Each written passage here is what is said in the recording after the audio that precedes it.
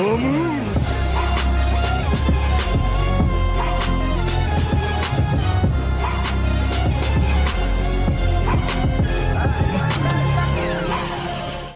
teman-teman kos-kosan, gimana kabar kalian? Baik-baik saja kan? Spoiler Jujutsu Kaisen chapter 187 sudah keluar. Spoiler ini benar-benar sangat wow karena akan mengungkap kejadian 400 tahun yang lalu, kejadian di mana Kashimo Hajime masih hidup dan juga Ishigori Ryu, plus kejadian di mana kepala klan Gojo yang memiliki Six Eyes dan teknik kutukan Limitless melawan kepala klan Zenin yang memiliki teknik 10 bayangan, di mana pertarungan tersebut sangat epik sampai dikatakan membunuh keduanya. Yap, meskipun masih belum selevel era Heian yang dijuluki sebagai zaman keemasan Jujutsu, tapi dunia Jujutsu 400 tahun yang lalu, atau lebih tepatnya di zaman Edo, sudah sangat-sangat mengerikan melihat betapa banyaknya penyihir kuat di kala itu. Yap, cukup basa-basinya, yuk langsung aja kita bahas spoilernya. Seperti biasa, spoiler ini Abdikos ambil dari fanpage Black Goku yang memang selalu setia menerjemahkan spoiler berbagai macam manga. Check out, check it bro.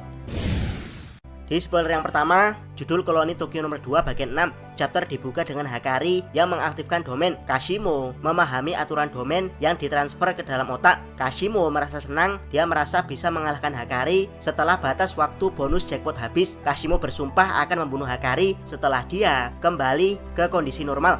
Yap, ternyata alasan aturan domain Hakari tidak dijelaskan pada Charles bukan karena Charles bisa melihat 2 detik ke masa depan, tapi memang karena aturan domain Hakari langsung ditransfer ke otak lawan sesaat setelah diaktifkan. Berbeda dengan Charles yang langsung marah-marah ketika aturan domain Hakari yang sangat ribet ditransfer ke otaknya. Kashimo Hajime malah tersenyum girang dan bersemangat memahami domain Hakari. Ini berarti Kashimo punya kesempatan untuk mengalahkan Hakari, yaitu sebelum Hakari mendapatkan jackpot atau setelah batas waktu jackpot Hakari habis.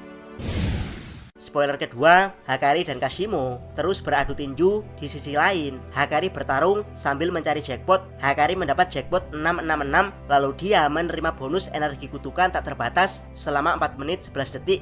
Yap, jelas sekali sesuai dengan perkataan Hakari kalau pemain judi pachinko tidak perlu menunggu sampai 30 putaran hanya untuk mendapatkan satu jackpot. Meski sempat ditampol Kashimo Hajime saat sedang mencari jackpot, tapi pada akhirnya Hakari mencapai reach alias mendapat 2 angka yang sama, yaitu angka 6. Tentu saja Hakari harus menunggu adegan dimainkan sampai reach-nya mencapai jackpot atau gagal mendapat jackpot. Dan ya, saat adegan reach dimainkan, Hakari kembali bertarung dengan epic melawan Kashimo. Karena kuatnya Kashimo, Hakari berhasil ditampol berkali-kali, namun gairah Hakari akan perjudian membuatnya tidak peduli rasa sakit dan tampolan keras dari Kashimo. Hingga reach Hakari berhasil menjadi jackpot di mana terpampang 3 angka 6 berurutan. Seperti yang Abikos bilang, jackpot selain angka 7 adalah jackpot biasa. Jadi hadiah yang diperoleh Hakari masih sama dengan jackpot angka 3, yaitu energi kutukan tak terbatas selama 4 menit 11 detik. Hakari yang sebelumnya bonyok akibat tampolan Kashimo langsung jadi sehat walafiat berkat energi kutukan tak terbatas yang membuatnya mampu menggunakan teknik kutukan pembalik hanya dengan refleks.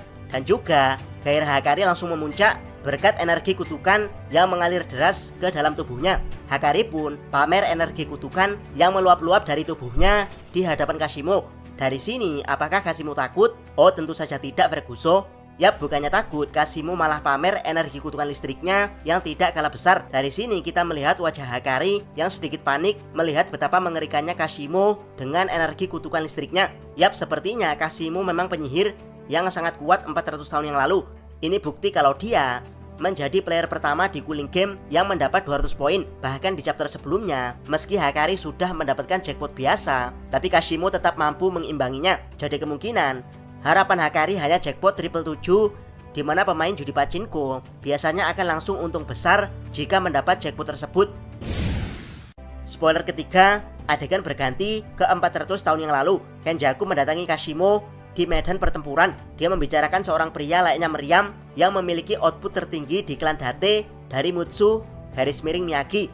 Kashimo mengatakan kalau Mutsu itu jauh, jadi dia bertanya pada Kenjaku tentang dukun Jujutsu terkuat yang pernah dia temui. Kenjaku bilang kalau orang terkuat menurutnya adalah Ryomen Sukuna, seorang dukun yang eksis 600 tahun yang lalu. Kenjaku memberi sebuah kontrak pada Kashimo, lalu dia menegaskan kalau isi kontraknya tak bisa diubah. Kashimo menerimanya dan menanyakan tentang pertarungannya dengan Sukuna.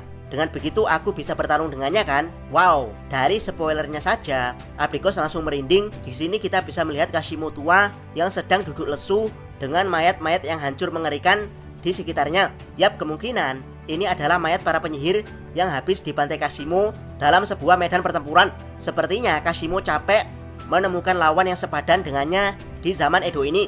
Saat Kashimo Hajime sedang tidak mood, dia ditemui Kenjaku yang sedang berada di tubuh seseorang dari zaman Edo. Kenjaku memberitahu ke Kashimo kalau ada seseorang di Mutsu alias nama lama dari prefektur Miyagi, di mana seseorang tersebut berasal dari klan Date dan memiliki kemampuan meriam output yang sangat-sangat besar. Yap, dari sini saja Abikos langsung merinding. Kalau merujuk pada meriam output, kemungkinan penyihir yang dimaksud Kenjaku merujuk pada keluarga Ishiguro Ryu yang ternyata mereka adalah bagian dari klan Date, klan yang terkenal sangat kuat di zaman Sengoku. Dari sini sebenarnya Abikos ingin bercerita lebih jauh mengenai klan Date, zaman Sengoku, dan zaman Edo yang ketiganya saling berhubungan. Namun nanti akan Abikos ceritakan lebih jauh di pembahasan ketika chapter 187 sudah dirilis. Di sini Abikos hanya akan membahas sekilas spoilernya saja ya.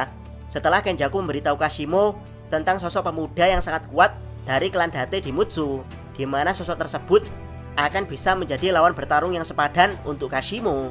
Namun sepertinya Kashimo sudah kehabisan semangat bertarung, mungkin karena saking banyaknya penyihir yang dia bunuh dan semuanya mengecewakannya.